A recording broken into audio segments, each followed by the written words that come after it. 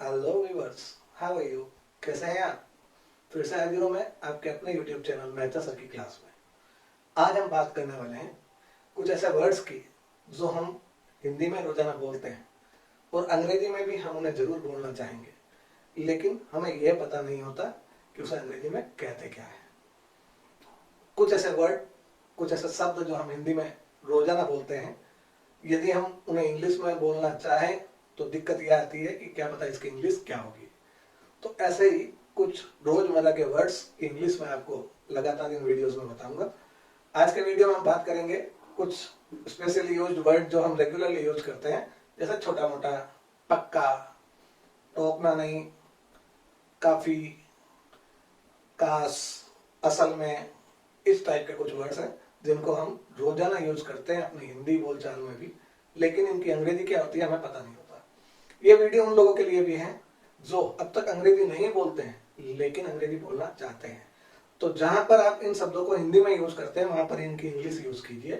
धीरे धीरे आपका इंप्रेशन अच्छा होगा, आपकी बोलने की प्रैक्टिस अच्छी हो जाएगी और इंग्लिश आपके बोलने का एक हिस्सा बन जाएगी। बिना समय गवाए चलते हैं हमारी पहली स्लाइड पर। लेकिन उससे पहले यदि आपने मेरे चैनल को अब तक सब्सक्राइब नहीं किया है तो प्लीज नीचे दिए गए सब्सक्राइब बटन पर क्लिक करें और उसके आगे दिए गए बेल आइकन पर क्लिक करके ऑल नोटिफिकेशन ऑन करते हैं। चलते हैं हमारी पहली स्लाइड पर। आज हम बात करने वाले हैं कुछ बोलचाल के शब्द जिन्हें इंग्लिश में स्लैंग वर्ड्स भी कहा जाता है। सबसे पहले हम लेंगे एक बहुत ही ज्यादा यूज किया जाने वाला वर्ड जिसे हम साधारण बोलचाल की भाषा में यूज करते हैं, वह है छोटा मोटा।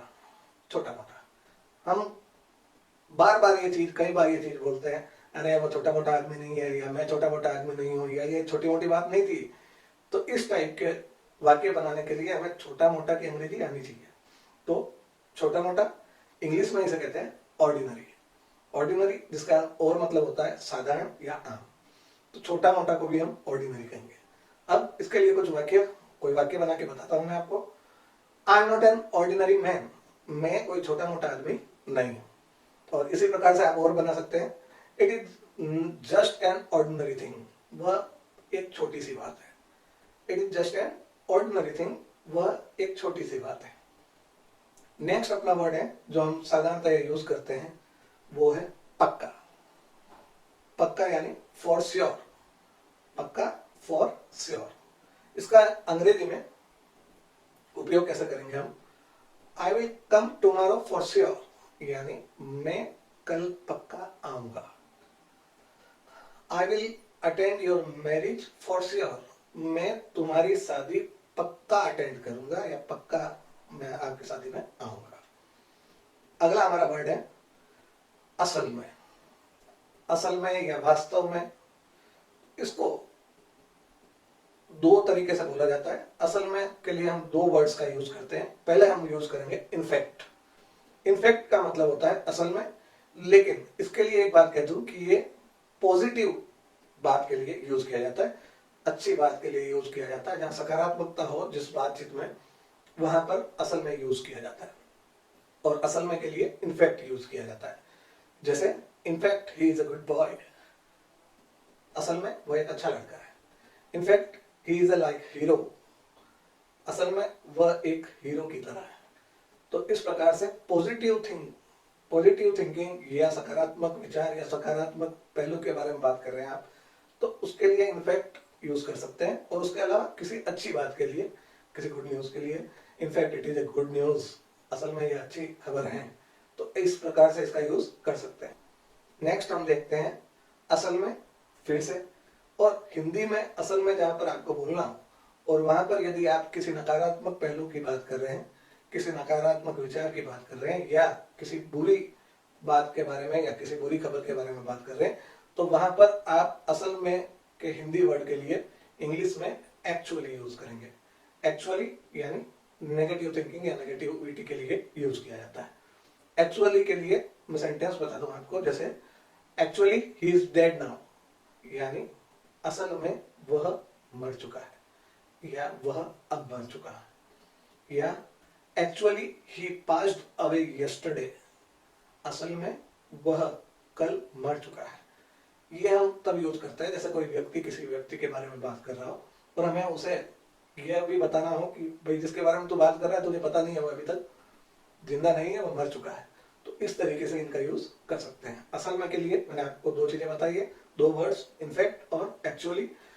अक्सर हम देखते हैं एक्चुअली का लोग गलत इस्तेमाल करते हैं। एक्चुअली सिर्फ नेगेटिविटी, नेगेटिव थिंकिंग, नेगेटिव पहलू, नेगेटिव विचार या नेगेटिव बात के लिए किया जाता है, और इनफैक्ट का यूज हम पॉजिटिव और गुड थिंकिंग, गुड थॉट या गुड थिंग के लिए यूज किया जाता है। चलिए, अगला वर्ड है काश। काश में हीरो होता, काश में सलमान खान होता, काश में सलमान खान से मिला होता, काश में प्रधानमंत्री नरेंद्र मोदी से मिला होता। तो इस प्रकार के जो वाक्य हैं जिसमें हम काश शब्द यूज करते हैं, यानी हम अपनी इच्छा जताते हैं कि काश ऐसा हो जाता, तो उसके लिए हम अंग्रेजी में कौन सा वर्ड यूज करेंगे? काश हिंदी में, जिसके लिए अंग्रेजी में हम वर्ड यूज करेंगे I wish. I wish, I wish to go to Dubai. मैं दुबई जाना चाहता हूं, या मैं दुबई, काश मैं दुबई जाऊंगा। ठीक है, इसी तरह से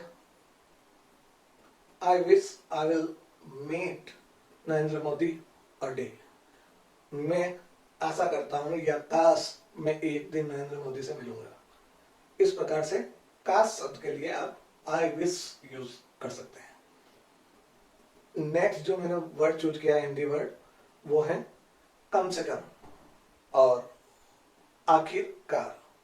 कम से कम और आखिरकार दोनों शब्द जो हम हिंदी में यूज करते हैं साधारण बोलचाल में, उसके लिए इंग्लिश में आप कौन सा वर्ड यूज करेंगे? एटलीस्ट। एटलीस्ट, एटलीस्ट का मतलब होता है कम से कम या आखिरकार। जैसे हम कई बार साधारण बोलचाल में कहते हैं, अरे कम से कम काम तो कर, कम से कम होमवर्क कर, कम से कम जिम जा, कम से कम योगा कर, या शुक्र है कम से कम तुम समय पे आ गए। अब यहाँ आखिरकार तुम आ गए, तो यहाँ पर भी आप एटलीस्ट का यूज करोगे। आखिरकार तुम समय पर पहुंच गए, यहाँ पर भी आप आखिरकार के लिए भी आप एटलीस्ट का यूज करोगे। अब इनके वाक्य हम देख लेते हैं। सबसे पहले कम से कम के लिए, at least you should do homework on time. कम से कम तुम्हें अपना होमवर्क तो समय पर करना चाहिए। अब नेक्स्ट आखिरकार के लिए, at least you came on time. आखिरकार तुम समय पर आए। At least you came on time, आखिरकार तुम समय पर आए। नेक्स्ट वर्ड है हमारा टोकना। जैसे बच्चे कहते हैं प्लीज मुझे टोका मत करो, या जब मैं बात करूं मुझे बीच में मत टोका करो। तो इस तरीके से टोकना शब्द के लिए जो हिंदी वर्ड है उसके लिए हम अंग्रेजी में कौन सा शब्द यूज करेंगे? तो टोकना के लिए हम अंग्रेजी में यूज करेंगे इंटरप्ट। Interrupt, interrupt. इंटरप्ट शब्द का वाक्य में प्रयोग देखते हैं। प्लीज डोंट इंटरप्ट मी। कृपया मुझे मत टोकिए, या प्लीज डोंट इंटरप्ट मी। कृपया मुझे मत टोकिए। Please don't interrupt me in middle of something. कृपया मुझे किसी बात के बीच में मत टोकिए। इस प्रकार से यदि टोकना शब्द आप हिंदी में यूज करते हैं, उसके लिए आप इंग्लिश में इंटरप्ट यूज कर सकते हैं। नेक्स्ट हमारा वर्ड है काफी। काफी यानी कॉफी नहीं, काफी। काफी का मतलब यानी बहुत है। जैसे आप किसी रिश्तेदार के घर गए, वहां पर आपको जबरदस्ती खाना परोसा जा रहा है और आप चाहते हैं कि आप ना खाएं, और आप नहीं चाहते कि और कोई परोसे, तो आप वहां क्या कहेंगे? काफी है, मैं और नहीं खाना चाहता, या बस इतना ही काफी है। मदर आपकी ग्लास में दूध डाल रही है, आधा ग्लास भर गया, माँ फूल भरना चाहती है, आप बोलोगे अरे काफी है, इतना ही चाहिए, इससे ज्यादा मुझे नहीं चाहिए। तो इन जगहों पर जहां आप काफी वर्ड यूज करते हैं, वहां पर अंग्रेजी में आप यूज करेंगे इनफ।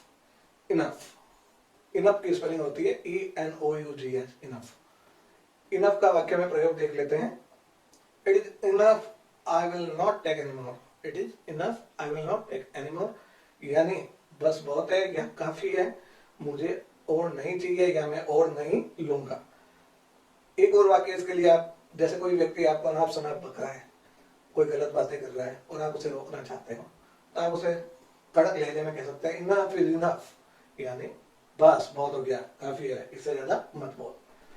चलिए, ये थे आज के 7 वर्ड्स हिंदी बोलचाल के, जो हम आम भाषा में बोलते हैं और हमें उसकी अंग्रेजी पता नहीं होती, या अंग्रेजी में उसके लिए कौन सा वर्ड सही होगा और उसका सही यूज होगा ये पता नहीं होता है।